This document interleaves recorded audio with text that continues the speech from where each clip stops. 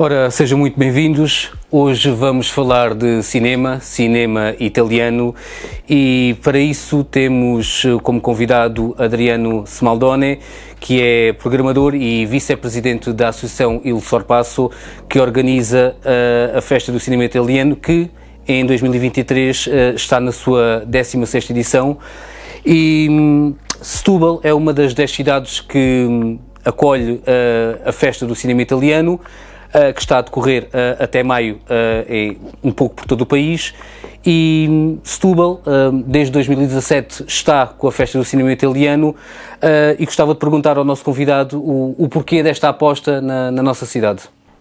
Bom, antes de mais, muito obrigado pelo convite, agradecemos muito e temos muito prazer em voltar a programar o cinema italiano em Setúbal e, de facto, tudo correto. Setúbal é uma das cidades que formam parte do circuito da Festa do Cinema Italiano, justamente desde há algum tempo, né, 2017.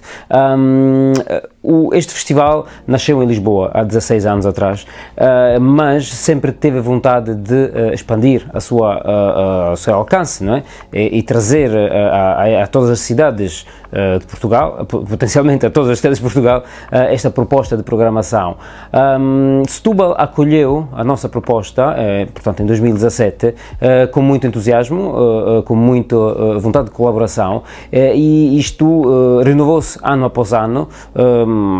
Trabalhamos, de facto, em conjunto, numa programação cada vez maior, diferente, não é? Tentamos de proporcionar coisas diferentes ao público setubalense, e o porquê está explicado. Eu acho que sempre houve uma resposta boa. O festival aconteceu sempre no Festival Charlotte, que tem um público próprio, tem um público atento ao cinema independente, ao cinema europeu, do qual faz parte o cinema italiano, e, portanto, é de facto uma cidade muito importante que acresce esta outra questão.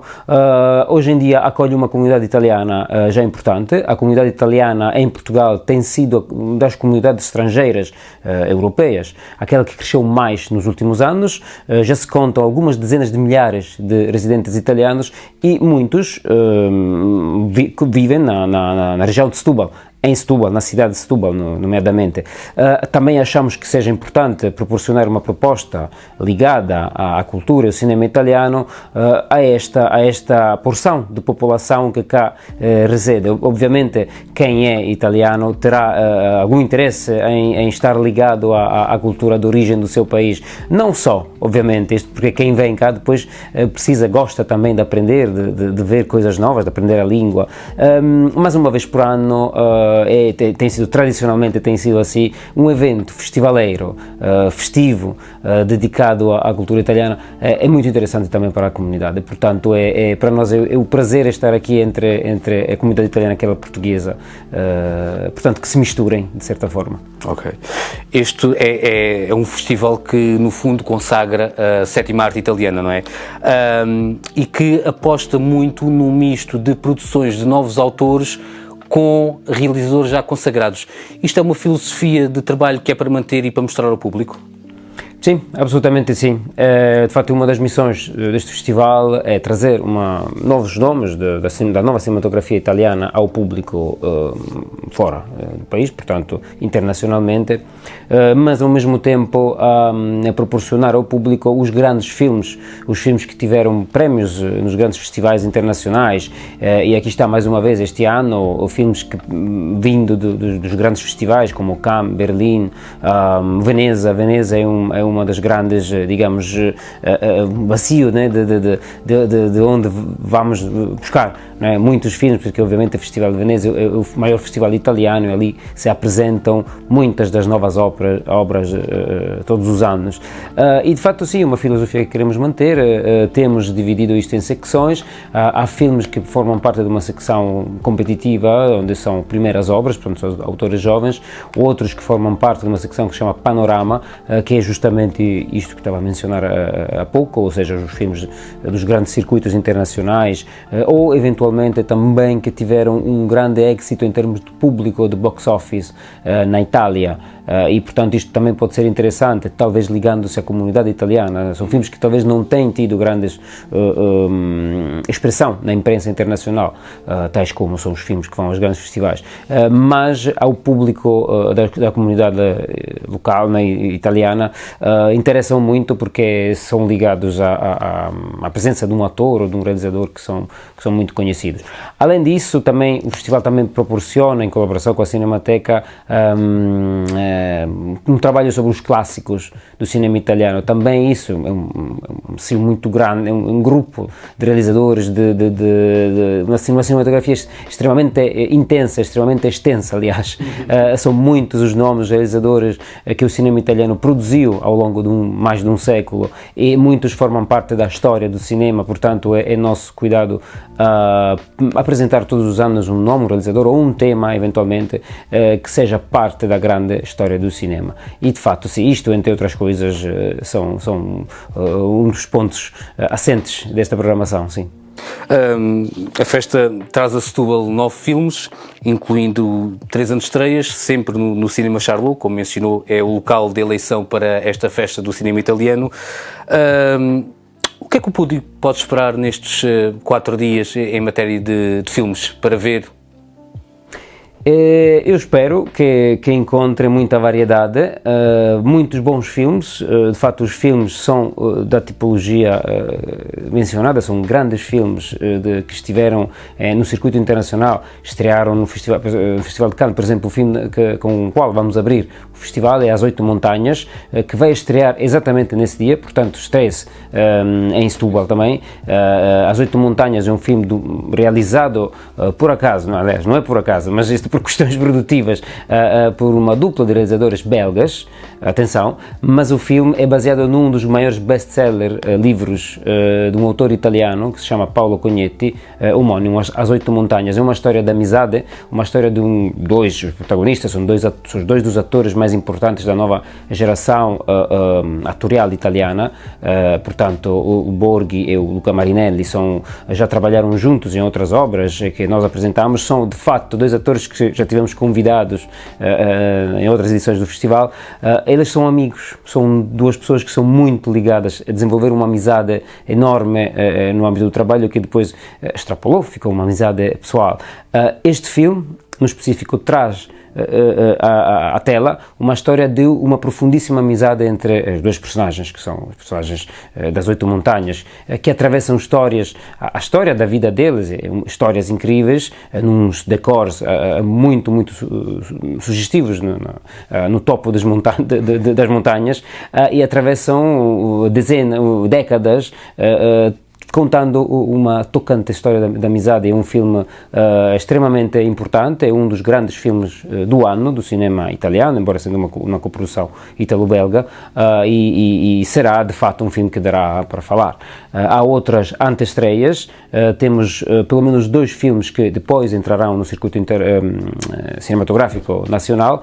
Um se chama A Estranha Comédia da Vida e é o último filme de um realizador também que nós acompanhamos desde sempre, o Roberto Andò, e é uma fantasia sobre um nome importantíssimo da dramaturgia e da literatura italiana, Luigi Pirandello. Luigi Pirandello foi um escritor, dramaturgo do início do século XX, que proporcionou algumas obras fundamentais do teatro e da literatura mundial.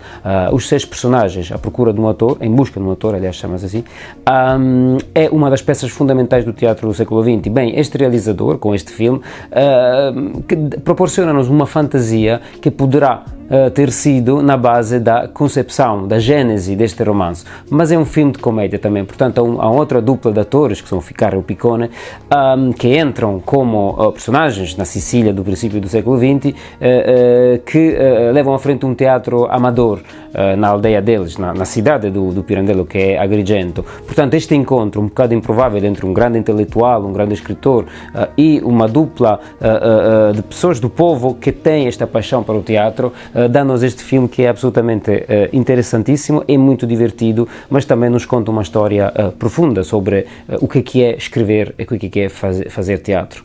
A última antestreia será a viagem de Papa Francisco. Em agosto vem a Portugal o Papa Francisco, e um grande autor de cinema italiano contemporâneo, Gianfranco Rosi, o ano passado estreou este filme internacionalmente. E acompanhou uma das últimas viagens do Papa, não foi? Exatamente, o filme é um filme documentário que utiliza muitíssimas imagens de arquivo que são aprovadas, imagens oficiais que o próprio os serviços do Vaticano proporcionaram, e acompanha muitas viagens, das últimas viagens do Papa em todo o mundo, América, Europa, Norte América, Sul América. É um filme absolutamente surpreendente pela proximidade que consegue ter com uma personagem tão icónica do mundo, de todo o mundo, não apenas da Igreja Católica, mas o Papa Francisco especialmente, é uma personagem que chega a toda a gente. Ora, vamos ter antestreia, uma sessão aqui em Setúbal, depois o filme entrará no circuito mais próximo do Dia da Juventude, portanto teremos o prazer de depois criar outros eventos, esperamos também em Setúbal, por ocasião da vinda do Papa, mostrando novamente este filme, que é de facto um filme muitíssimo interessante. Em Setúbal vem também um filme em género documentário que fala também de um dos nomes maiores da composição de música, sobretudo para filmes italianos, que é o caso do Ennio. Absolutamente sim. Este filme é um filme que está ainda no circuito de salas em todo o país. Temos a ocasião aqui, por ocasião da Festa do Cinema Italiano, de organizar esta sessão especial, e o Ennio Morricone é, de facto, como foi dito aqui, um dos nomes incontornáveis da música mundial do século XX. O filme é um documentário também realizado por um dos grandes nomes do cinema italiano contemporâneo, Giuseppe Tornatore, que é o realizador do Cinema Paraíso, da Lenda do Pianista e de inúmeras outras obras. Este é um filme, mais uma vez, muito próximo a uma personagem enorme. Ennio Morricone foi um gênio da música, foi um gênio da composição. Este é um filme que conta-nos um bocadinho a sua história, desde os princípios, não, os primórdios, a sua formação musical, a sua relação com o pai, com a família, a sua relação com os outros grandes autores da música mundial e do cinema. O Ennio Morricone foi capaz, na sua carreira, de criar o seu próprio mito através apenas de uma ferramenta, o seu trabalho e o seu gênio. Todos os grandíssimos realizadores com os quais colaborou reconhecem-lhe esta genialidade, e o fato de ter sido uma honra para eles, um grande motivo para os seus próprios filmes terem tido o sucesso que tiveram. De facto, a música de Morricone foi capaz de mudar o rosto a muitos filmes. Há muitos filmes que têm que estar agradecidos às músicas compostas pelo Ennio Morricone por estarem onde estão. Há uma relação extremamente especial com o realizador do Morricone, que é o Sergio Leone, não é? O realizador do Bom, Mau e Vilão e do spaghetti, o inventor do spaghetti western. O Sergio Leone, desde que reencontrou o Ennio Morricone, uma parêntese, eles se conheciam desde os tempos da escola, da escola secundária, portanto eram amigos de longa data, mas reencontraram-se por acaso no âmbito do trabalho, numa editora onde o Morricone trabalhava em juventude.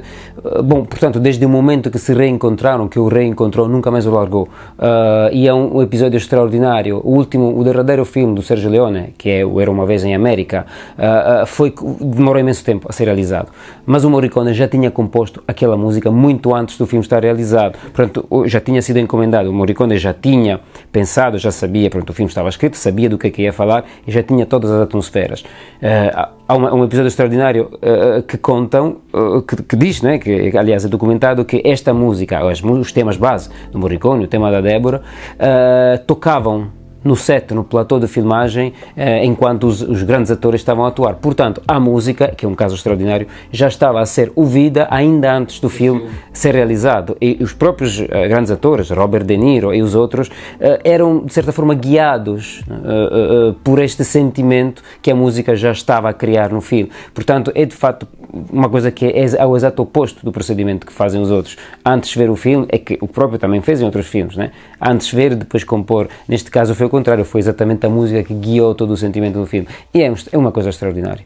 E já que estamos a falar de música, novidade também nesta 16ª Festa do Cinema Italiano em Setúbal, vamos ter um cineconcerto com 2 curtas-metragens mudas a serem musicadas ao vivo por Caterina Palazzi e Paola Feccarotta. É um género de iniciativa um bocadinho diferente, mas é uma coisa para manter? Absolutamente sim.